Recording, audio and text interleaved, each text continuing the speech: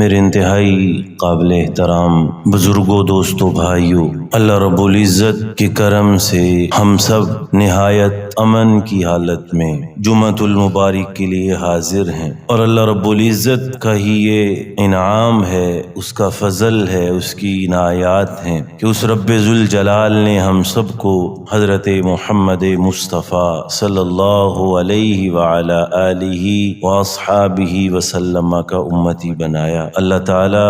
ہمیں اپنی تمام نعمتوں پر شکر کی توفیق نصیب فرمائیں، نبی کریم صلی اللہ علیہ وآلہ وسلم کی اتباع کرنے کی، سنت کے مطابق اپنی زندگیوں کو گزارنے کی توفیق نصیب فرمائیں۔ حضرات محترم، جیسا کہ ہم سب اس بات سے واقف ہیں کہ اس وقت ہمارا ایک مسلمان ملک فلسطین ظلم و بربریت کا شکار ہے، معصوم بچے اور نازک دل اور نازک بدن عورتیں، سفید ریش بوڑھے، جوان،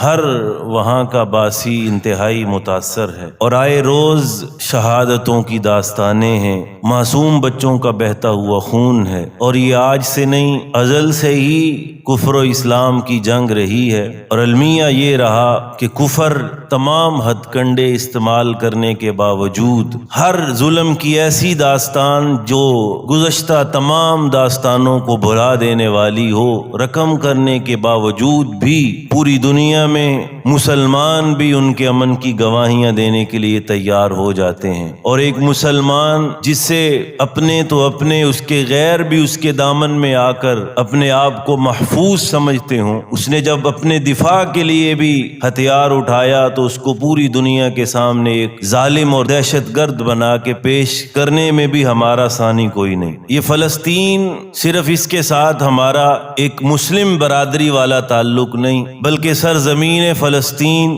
یہ انبیاء کی سرزمین ہے، انبیاء کا جائے ولادت ہے، انبیاء کا مسکن ہے، اس کی تعمیر کے اندر، اس کی بنیادوں کے اندر انبیاء کی محنتیں شامل ہیں، اور انبیاء ہی اس دنیا میں توحید کی دعوت کو لے کر چلنے والے ہیں، توحید کا پرچم بلند کیے ہوئے ہیں، اور حضور نبی کریم صلی اللہ علیہ وآلہ وسلم کے امتی ہونے سے ہمیں وہ انبیاء کی توحید کا جو تسلسل چلتا آ رہا تھا، آقا علیہ الصلوۃ والسلام کی امت میں پیدا ہونے سے ہم اس کے وارث اور امین بنے۔ گویا اس سرزمین پر ہمارا اسلامی حق ہے، ہماری بنیادیں اس سرزمین سے جڑی ہیں، ہمارے جد امجد حضرت ابراہیم علیہ الصلوۃ والسلام ان کا یہ مسکن رہا ہے، حضرت صالح علیہ الصلوۃ والسلام، حضرت داؤد علیہ الصلوۃ والسلام، حضرت سلیمان علیہ الصلوۃ والسلام، حضرت زکریا، حضرت یحییٰ،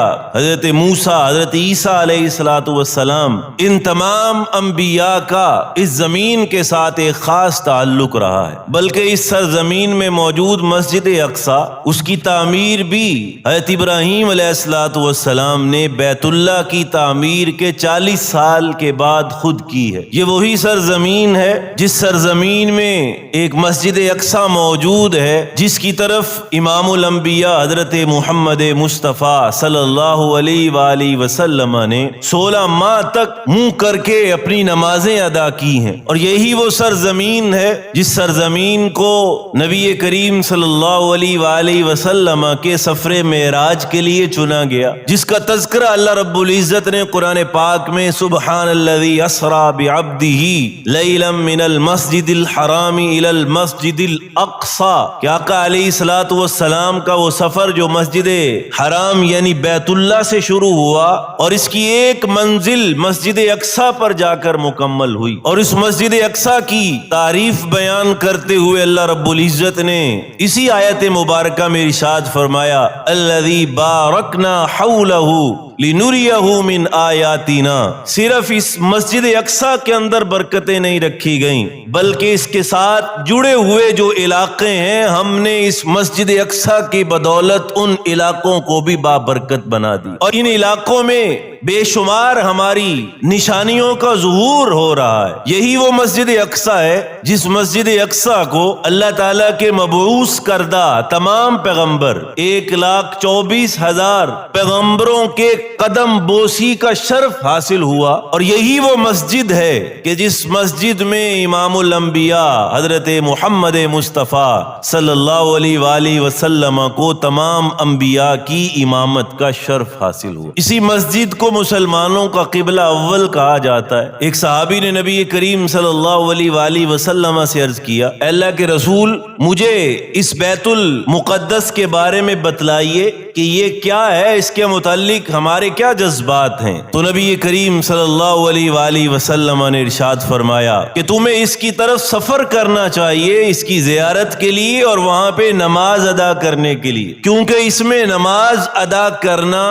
دوسری مساجد کے مقابلے میں 1000 گنا زیادہ اجر و ثواب کا حامل ہے۔ از اس صحابی نے آقا علیہ الصلوۃ والسلام کی خدمت میں عرض کیا، اللہ کے رسول، اگر میرے اندر اس بات کی استطاعت نہ ہو کہ میں وہاں جا سکوں پھر کیا کروں؟ تو آقا علیہ الصلوۃ والسلام نے ارشاد فرمایا، اگر تم وہاں جانے کی استطاعت نہ رکھتے ہو تو پھر وہاں پہ تیل ہی بھیج دو جس تیل کی مدد سے وہاں پہ چراغ جلایا جا سکے۔ یعنی سب سے اعلیٰ کام تو تمہیں وہاں جانا چاہیے، اور اگر تم کچھ نہیں کر سکتے تو تمہاری مدد اور نصرت اس کے ساتھ شامل ہونی چاہیے کہ وہ مسجد اقصی کہ جہاں پہ جانے والا بے شمار نورانیت کو اور روشنائیوں کو اپنے اندر سمیٹ لیتا ہے، تم اگر نہیں جا سکتے تو ایسے اسباب اختیار کرنا جو وہاں پہ روشنائی اور نورانیت کا سبب بن جائے۔ پھر آقا علیہ الصلوۃ والسلام نے ایک اور موقع پر سنن ابن ماجہ کے اندر اس حدیث مبارکہ کو ذکر کیا گیا، ارشاد فرمایا کہ اس مسجد اقصی کی اگلی تعمیر جو حضرت سلیمان علیہ الصلوۃ والسلام نے کی، اس کی تعمیر کو مکمل کرنے کے بعد حضرت سلیمان علیہ الصلوۃ والسلام نے نبی کریم صلی اللہ علیہ وسلم نے ارشاد فرمایا کہ حضرت سلیمان علیہ الصلوۃ والسلام نے 3 دعائیں مانگی۔ ان میں سے ایک دعا یہ مانگی کہ یا اللہ، مجھے فیصلہ کرنے کی ایسی قوت عطا فرما کہ میں جتنے بھی فیصلے کروں وہ تیرے بتلائے ہوئے ہدایت یافتہ طریقوں کے مطابق فیصلے ہوں، ان فیصلوں میں کوئی غلطی نہ ہو۔ اللہ رب العزت نے ان کی اس دعا کی قبولیت کو قرآن پاک میں بیان فرمایا، وَآتَيْنَا دَاوُودَ الْحِكْمَةَ وَفَصْلَ الْخِطَابِ، ہم نے حضرت داؤد علیہ الصلوۃ والسلام کو حکمت عطا کی اور فیصلوں کا ایک خاص ان کو طریقہ عطا فرمایا۔ اور پھر حضرت سلیمان علیہ الصلوۃ والسلام نے اس مسجد اقصی کی تعمیر پر جو دوسری دعا مانگی کہ یا اللہ مجھے ایسی حکومت عطا فرما کہ اس سے پہلے بھی اور اس کے بعد بھی ایسی حکومت کسی کو عطا نہ کی جائے۔ قال ربی هب لی ملکا لا ينبغی لأحد من بعدی، یا اللہ ایسی حکومت عطا فرما جو اس سے پہلے بھی کسی کو نہ دی گئی ہو اور اس کے بعد بھی کسی کو نہ دی گئی ہو۔ اور اللہ رب العزت نے حضرت سلیمان علیہ الصلوۃ والسلام کی اس دعا کو بھی قبول فرمایا، اور آقا علیہ الصلوۃ والسلام نے ارشاد فرمایا کہ تیسری دعا جو حضرت سلیمان علیہ الصلوۃ والسلام نے اس کی تعمیر پر مانگی وہ یہ کہ یا اللہ اس مسجد اقصی کو اس قدر بابرکت بنا دے کہ جو شخص یہاں پر آ کے نماز ادا کرے تو نماز ادا کرنے کی وجہ سے وہ یوں پاک صاف ہو کے یہاں سے جائے جیسے اس کی ماں نے اس کو آج جنا ہو۔ آقا علیہ الصلوۃ والسلام نے حضرت سلیمان علیہ الصلوۃ والسلام کی ان 3 دعاؤں کا تذکرہ کرنے کے بعد ارشاد فرمایا کہ 2 دعائیں تو بالکل واضح ہیں کہ ان کی قبول ہوئیں، کہ ان کو فیصلہ کرنے کی صلاحیت دی گئی، ایسی حکومت دی گئی کہ کوئی اس کا مقابل اور مماثل نہیں ہے، اور مجھے اللہ کی بارگاہ میں اس بات کی امید اور یقین ہے کہ اللہ نے ان کی اس تیسری دعا کو بھی قبول کر لیا ہوگا کہ جو وہاں پہ جا کے نماز پڑھے گا ایسے پاک صاف ہو کے نکلے گا جیسے اس کی ماں نے آج اس کو جنا۔ اور آقا علیہ الصلوۃ والسلام نے امام بخاری نے بخاری شریف میں حدیث مبارکہ نقل کی کہ 3 مساجد کے علاوہ زیارت کی نیت سے تمہیں سفر کرنے کی اجازت نہیں ہے، اور ان 3 مساجد میں سے پہلی مسجد بیت اللہ کی ہے، مسجد حرام جسے کہا جاتا ہے، دوسری مسجد جو رسول اللہ کی ہے جسے مسجد نبوی کہا جاتا ہے، اور تیسری مسجد مسجد اقصی۔ آقا علیہ الصلوۃ والسلام نے ارشاد فرمایا کہ اگر تم زیارت کی نیت سے مساجد کا سفر کرنا چاہو تو تمہیں ان 3 مساجد کی نیت کرنی چاہیے۔ تو میں عرض کر رہا تھا کہ یہ وہ سرزمین ہے جس سرزمین سے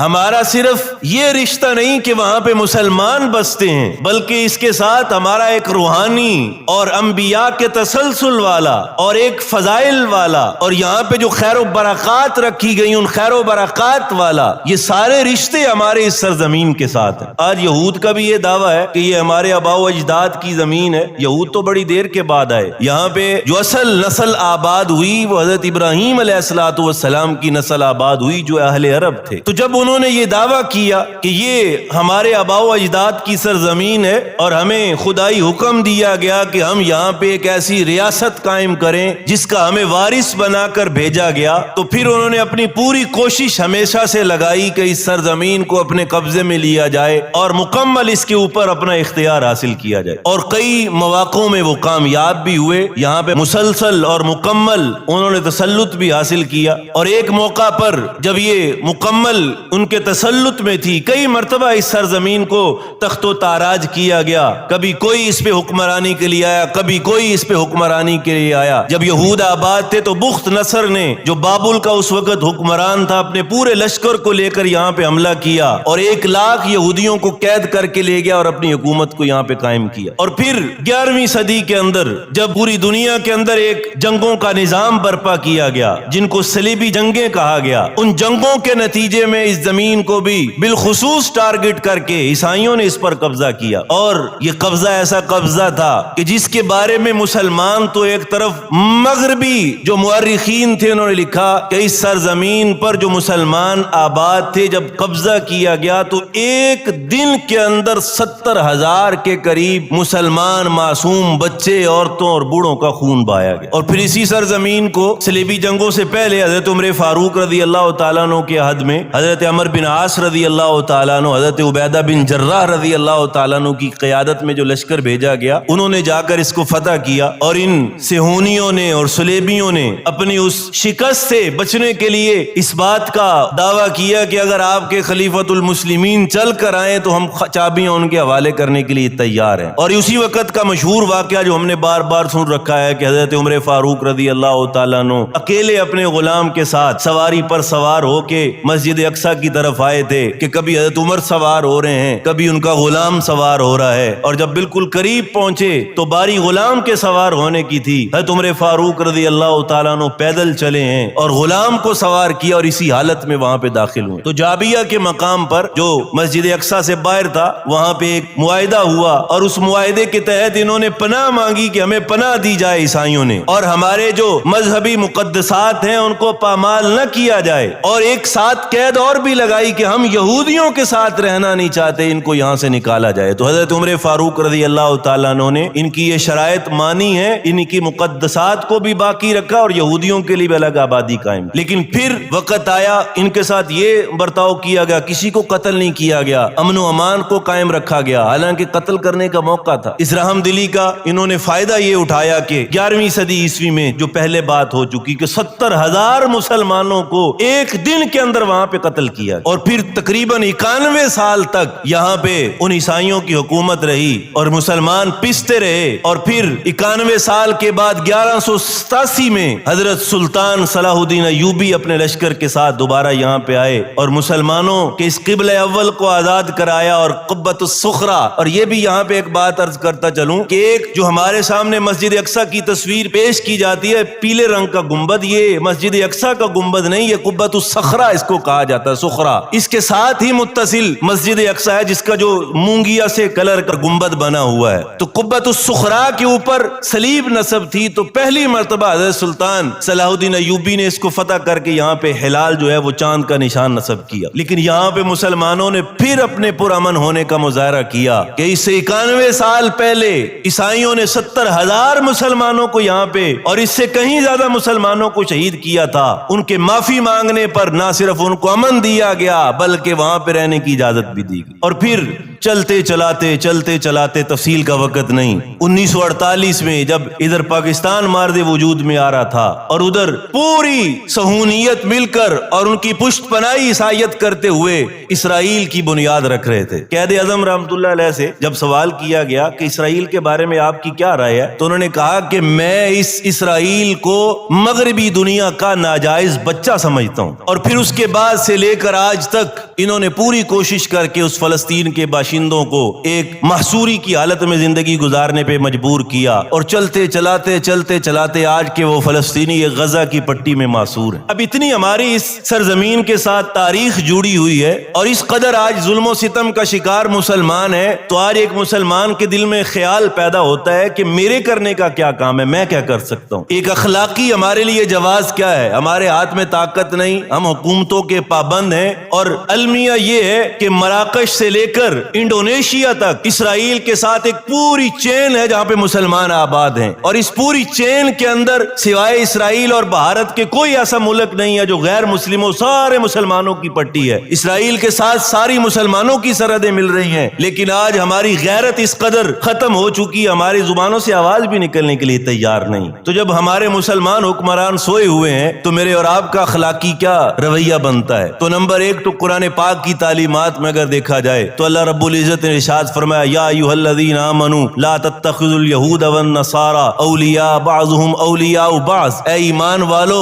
ان یہود و نصارہ کو تم دوست نہ بنانا، یہ آپس میں ایک دوسرے کے دوست ہیں، ومن یتولہم فاولئک هم الظالمون، اگر تم ان کو دوست بناؤ گے تو تمہارا شمار بھی ظالموں میں ہوگا۔ پھر دوسری جگہ پہ اللہ رب العزت نے ارشاد فرمایا، لا ینہاکم اللہ انما ینہاکم اللہ عن الذین قاتلوکم فی الدین واخرجوکم من دیارکم، کہ اللہ نے تمہیں روک دیا ان لوگوں سے تعلقات قائم کرنے سے جنہوں نے تمہارے مسلمان ہونے کی وجہ سے دین کی بنیاد پر تمہارے ساتھ لڑائی کی اور تمہیں تمہارے گھروں سے نکال دیا، اور ان لوگوں نے جنہوں نے ان کی مدد کی تمہیں ان کے ساتھ تعلق رکھنے کی اجازت نہیں۔ میرے اور آپ کے ذہن میں خیال آتا ہوگا کہ یہ محض قطع تعلقی کا کیا فائدہ ہوگا؟ جیسے یہ بھی اعلان کیا جاتا ہے کہ ان کا سوشل بائیکاٹ کیا جائے، ان کی مصنوعات کا بائیکاٹ کیا جائے۔ ہم اپنی ناراضگی کا اظہار تو کر سکتے ہیں، اپنے جذبات کو ظاہر تو کر سکتے ہیں، جیسے ایک کسی ہمارے رشتہ دار کے ساتھ ہمارے تعلقات اللہ بچائے خراب ہو جائیں تو ہمیں وہ شادی کی دعوت دے تو ہم کہتے ہیں ہم نہیں جانے کے لیے تیار، حالانکہ اس کی شادی بھی ویسے ہی ہوگی، کھانے بھی ویسے ہی چلیں گے، لیکن ہم ناراضگی کا اظہار کر رہے ہوتے ہیں تو کم از کم اتنا تو ہم کر سکتے ہیں۔ اور پھر آقا علیہ الصلوۃ والسلام نے فرمایا، المسلم اخو المسلم، مسلمان مسلمان کا بھائی ہے،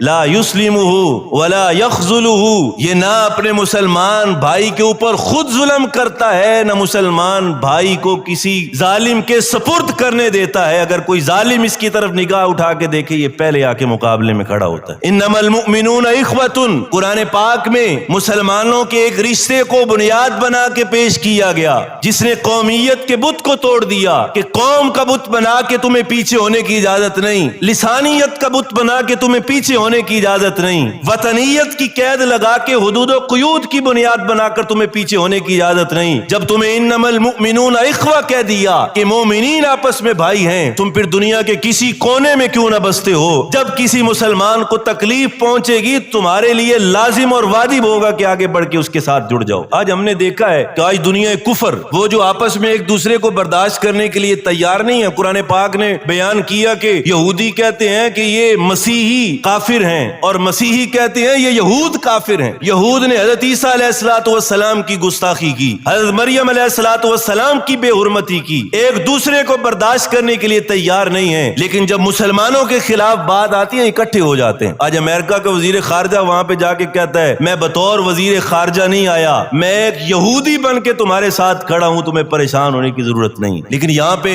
سلام پیش کرنا چاہیے ان فلسطینی مجاہدوں کو، ان ماؤں کو اور ان معصوم بچوں کو کہ جنہوں نے اس اسرائیل کو جو اپنے آپ کو ناقابل تسخیر بنا کے پیش کرتا تھا، ان کے اس ناقابل تسخیر کے دعوے کو روند کے رکھا کہ آج اتنی طاقت کے دعووں کے باوجود وہ پوری دنیا کو پکار رہا ہے کہ آؤ میری مدد کے لیے۔ امریکہ ان کو مدد بھیج رہا ہے کہ ہم تمہیں مالی مدد دینے کے لیے بھی تیار ہیں اور دفاعی مدد دینے کے لیے بھی تیار ہیں، ہمارے بیڑے بھی تمہارے لیے حاضر ہیں، ہماری جنگی آلات بھی تمہارے لیے حاضر ہیں۔ لیکن افسوس صد افسوس آج کا مسلمان حکمران وہ خاموش ہے، اس کی زبان سے کلمات نہیں نکلتے۔ آپ سارے ممالک کو دیکھ لیے، آج مصر کے اندر جس کی بالکل سرحد غزہ کے ساتھ لگتی ہے، ان سے مدد مانگی گئی، آج ان کا پانی بند ہے، ان کی بجلی بند ہے، ظلم و ستم کے پہاڑ ڈھائے جا رہے ہیں، مدد مانگی گئی، حکومت نے مدد دینے سے انکار کیا۔ اللہ جزائے خیر دے ان مسلمانوں کو جو وہاں آباد تھے، وہ اپنی مدد آپ کے تحت اس بارڈر کے پاس آئے ہیں، پھر مجبوراً مصر کی حکومت نے کچھ نہ کچھ ان کو گزرنے کی اجازت دی، ان کے اوپر بھی بم برسائے گئے۔ اور پھر اس سے بڑھ کر ظلم کیا ہوا کہ آج ان جنگی قوانین کو بھی پامال کیا جا رہا ہے کہ جنگ کے اندر یہ قانون ہوتا ہے کہ جب بھی جنگ ہو تو دفاعی آلات کو تو نشانہ بنایا جاتا ہے، فوجیوں کو تو نشانہ بنایا جاتا ہے، معصوم بچوں کو، عام عوام کو قتل نہیں کیا جاتا۔ لیکن یہاں پہ ظلم و ستم کی یہ تاریخ رقم کی گئی کہ وہ ہسپتال جہاں پہ وہ مظلوم شہری اپنے علاج معالجے کے لیے موجود تھے، زخموں سے چور جو بستروں کے اوپر پڑے ہوئے تھے، ان کے اوپر بھی بم برسائے گئے۔ تو اپنے جذبات کا تو اظہار کرنا چاہیے، اپنے جذبات کا اظہار کیجیے، اپنے اندر ایک درد کو محسوس کیجیے۔ ہماری آنکھوں سے کچھ رکت آمیز آنسو تو نکلیں، رو نہ سکے تو ہمارا چہرہ تو رونے والا ہونا چاہیے، ہمیں کچھ جھرجھری تو ہونی چاہیے ہمارے جسم پر کہ وہ کیسے معصوم بچے ہوں گے۔ وہ کسی نے ایک خوبصورت بات کہی کہ وہ معصوم بچے تو جو شہداء میں شامل ہو کر ان پرندوں کی زینت بن گئے کہ جن کے بارے میں اللہ رب العزت کے پیارے حبیب نے بتایا تھا کہ جو شہداء ہوتے ہیں ان کی روحیں پرندوں میں منتقل کر کے جنت میں ٹہل رہی ہوتی ہیں۔ کسی نے ایک تصویر بنائی کہ وہ معصوم بچے پروں کی شکل میں آسمانوں کی طرف اڑ کے اللہ کی بارگاہ میں پیش ہو کر کیا ہمارا شکوہ نہیں کر رہے ہوں گے، یا اللہ ہم پس رہے تھے، ہم مارے جا رہے تھے، ہمارے خون بہائے جا رہے تھے، ہمیں کوئی پوچھنے والا نہ تھا، ہمارے لیے کوئی آواز اٹھانے والا نہ تھا، کسی کے دل میں درد محسوس نہیں ہوا تھا، کسی کے روزگار کے اندر کوئی فرق نہ آیا تھا، روزمرہ کی زندگی بھی ویسے ہی چل رہی تھی۔ مسلمانوں نے اپنی حکومتوں کے سامنے بھی اپنا احتجاج ریکارڈ نہیں کروایا تھا۔ یہ میکڈونلڈ کے وہ جو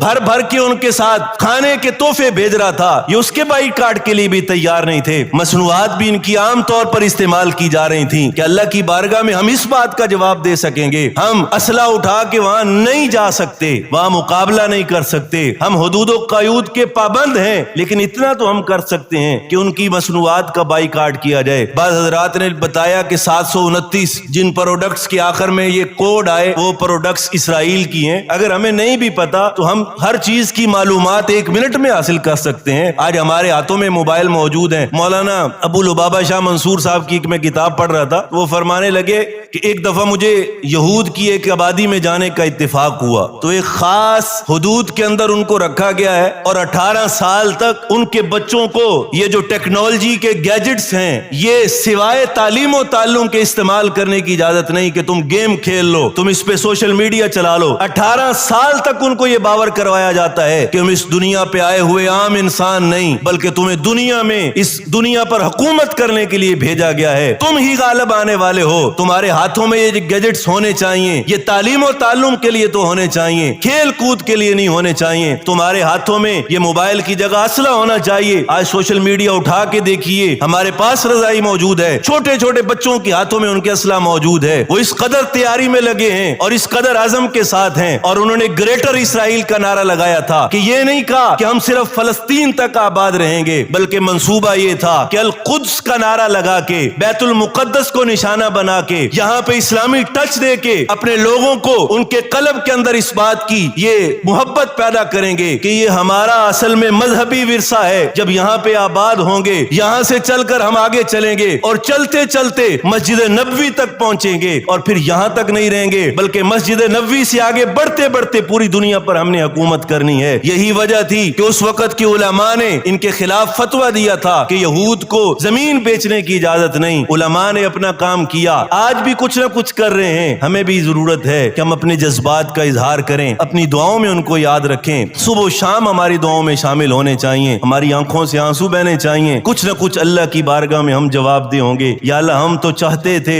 ہم ان کی مدد کے لیے اٹھنا چاہتے تھے، یا اللہ ہمارے ہاتھ بندھے ہوئے تھے، ہم گڑ گڑا رہے تھے، جو کر سکتے تھے وہ کرتے رہے۔ اللہ تعالی ہمیں ان کی محبت نصیب فرمائے، ان کی مدد اور نصرت کرنے کی توفیق نصیب فرمائے، ان کا درد نصیب فرمائے، ان کے لیے اٹھنے کے لیے، ان کے لیے رونے کے لیے، ان کی خاطر روزے رکھنے کے لیے، ان کی خاطر دعائیں مانگنے کی توفیق نصیب فرمائے۔ آمین۔ وآخر دعوانا الحمدللہ۔